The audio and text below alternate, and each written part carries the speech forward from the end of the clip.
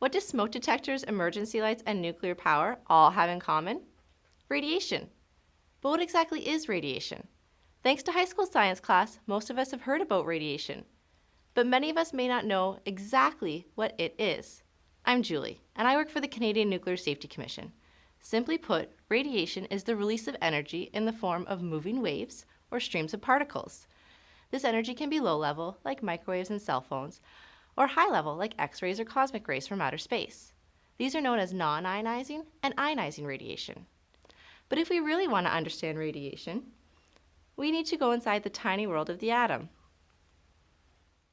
Remember that high school science class? Atoms are the microscopic building blocks of all matter in the universe. Everything around us is made up of atoms, from the largest galaxies to our own bodies. The center of the atom is called the nucleus.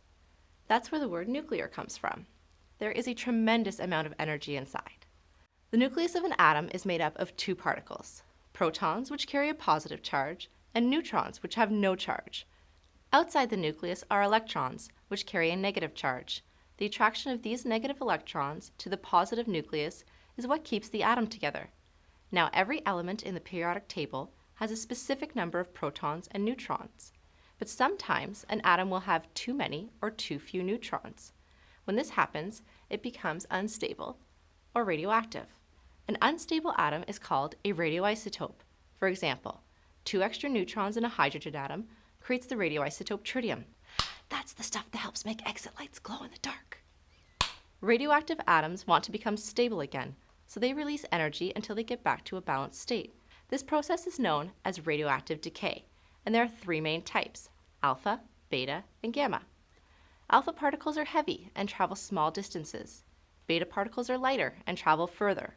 And gamma radiation is actually a wave, and it travels the farthest of all. The time it takes for half of the radioactive atoms of a radioisotope to decay is called a half-life. Half-lives can range from a fraction of a second to billions of years. Let me give you an example of how half-lives come into play in nuclear medicine. Doctors inject patients with the radioisotope technetium-99m, which emits gamma radiation. A gamma camera can then take pictures of the patient's insides to help with the diagnosis. The relatively short half-life of 6 hours for this radioisotope makes it ideal for these types of tests. Let's pretend these jelly beans are the nuclei of Tech-99m. After 1 half-life, half the atoms still in the body remain unstable or radioactive. After 2 half-lives, 1/4 of the atoms remain radioactive.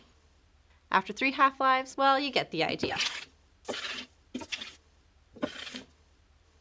After 24 hours, almost all the radioactivity is gone, thanks to radioactive decay and the body's natural, shall we say, processing? And that ends our science class on radiation. Congratulations, you passed. Now for the bonus question. Can you tell me who keeps an eye on the nuclear sector in Canada? That would be us, the Canadian Nuclear Safety Commission. We regulate the use of nuclear substances and materials and ensure that all nuclear materials are used for peaceful purposes. We also work to protect your health and safety, as well as that of the environment. The Canadian Nuclear Safety Commission, the answers you need from a source you can trust. Visit us at nuclearsafety.gc.ca on YouTube or Facebook.